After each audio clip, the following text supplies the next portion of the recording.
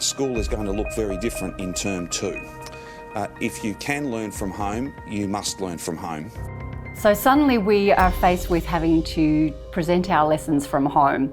As an art teacher, lots of thought went into how can I make this simple for parents and children? What do they have at home that they can use aside from pencils and paper that we'd provided? What would be a lot of fun?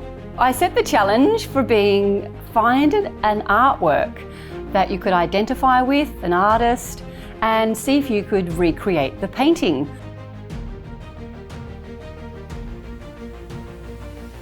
So she came to me and she said, "Mum, there's this art activity that I'd really like to do." And so she showed me the lesson, and I thought it was fabulous because it was, really, gave us lots of interaction, and it was something that we could do together as opposed to her just doing her, learning online like she had been doing. I said, "Yep, let's go." This meant that children could get together with their parents over an activity that could be a lot of fun. You would have to use your imagination, you would have to get dressed up and find all the props and things in your house and recreating the pictures. So we did a lot of Google searching of images of paintings that we thought we would like. We just put in famous paintings of women. So I said, let's pick something, a painting that isn't as well known, that we both like, that, means something to us. Along the way, they would see other artworks perhaps that they could identify with, and other narratives that perhaps I had missed. They have a narrative of their own, and then they have a narrative that is created in historical context. So as the paintings move through time, different links will be made by different people, and of course family members then have their connection with the paintings as well. So the same for Thomas. His grandfather had been to the Picasso Museum and really understood Picasso's paintings, and they were a favourite of his.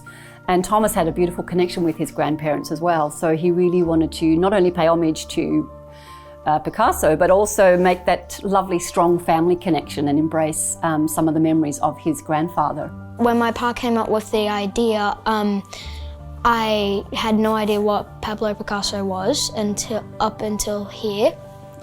With it, we chose a painting that has the Picasso himself in it, with him sitting on a chair holding a cigar.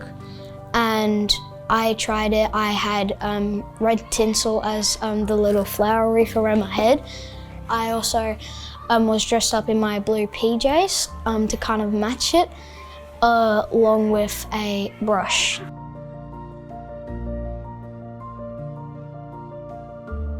I think our biggest challenge was getting Thomas to understand that art is for everybody, and just because there's flowers in it does not mean anything. It just adds to the art, and that art is for everybody.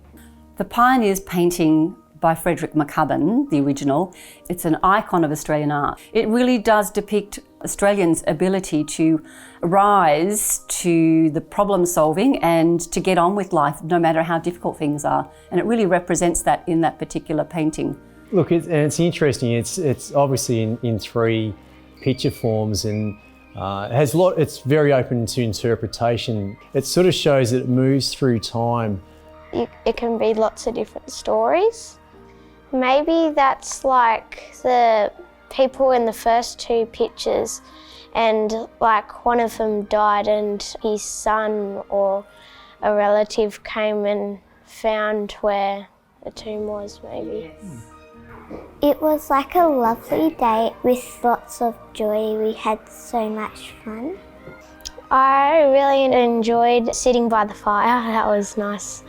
It was challenging, like trying to make the right poses and face expressions. They were so observant in all the details and clearly had put in lots of research and learnt a lot along the way as well. So we picked the painting called Boreas, or Boreas. We're not really sure how it's pronounced. Boreas is a very beautiful painting. It's a pre-Raphaelite painting. It also has a very strong connection for young women to be strong. Why did we pick Boreas? Because it was like calm and pretty. And the young lady that chose it, Matilda Kay, and her mother, Fiona. Once again, they really embraced researching this painting. They had made strong connections with it and they felt compelled to tell the story themselves. Used one of my dresses and we used our blue rug as the sky behind, and we fashioned. This is a tree.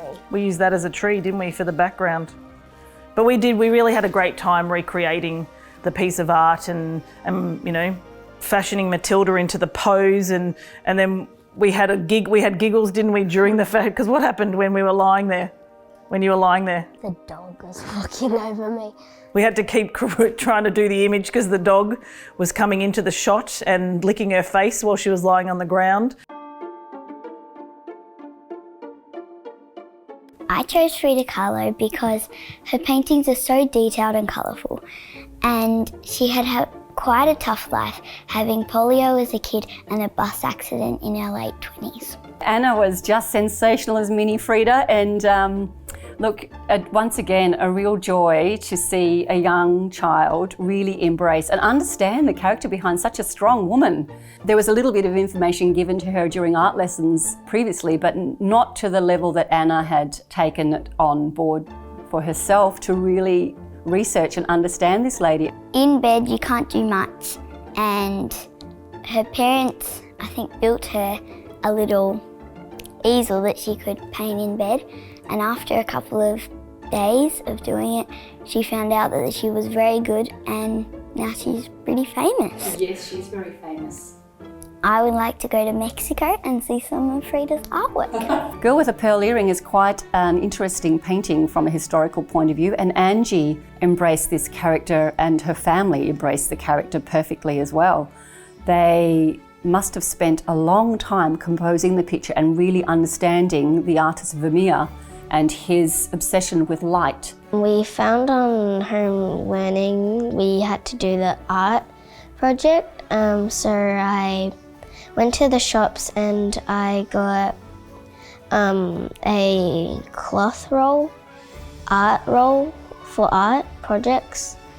It was I got a blue one for the top bit, and then I got a yellow cloth and wrapped it around my head, and then the blue part I wrapped around on top.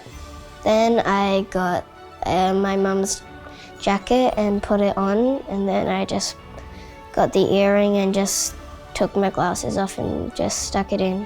The whole project has taken on wings of its own and is still moving on in a beautiful fashion. So from a tiny little droplet of water, there's a whole universe. And from this tiny little project that started through some difficulties that we were having, something beautiful and creative has come about, and it's really been embraced, and I look forward to the future of this because it sounds like other things will be happening in some time to come. Something that I enjoyed doing myself and the kids enjoyed, so it's a bit of a break from the inside work that we were doing. It was good to get outside and get creative. I suppose that's the great thing about art, isn't it? That you can read as little or as much into it as you want. I love art. I like drawing and painting, definitely.